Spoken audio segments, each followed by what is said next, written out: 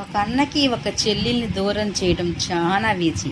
అట్లానే ఒక వదినకి ఒక ఆడపడుచుని కూడా దూరం చేయడం చాలా ఈజీ. ఎందుకంటే చెప్పుడు మాటలు చెప్పే చేతకాని కుక్కలు చాలామంది ఉంటారనమాట. ఆ మాటలని వీళ్ళు బాగా వినేసి మంచి మాటలు చెప్తే అస్సలు వినరు.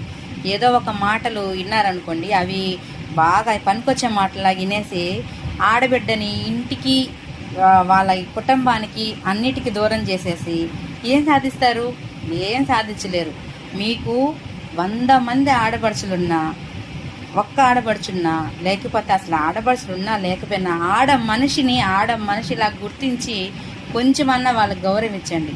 వాళ్ళు వీళ్ళు చెప్పిన మాటలు విని తనని నిందిస్తూ 10 మందికి వెళ్ళి ఆ నిందని పంచుతూ బతికి పాపాన్ని మూట కట్టుకొని లాస్ట్లో ఒక కొండలాగా పేరుకోపోయి ఆ కొండ నీ మీద పడి చావద్దు. సరేనా?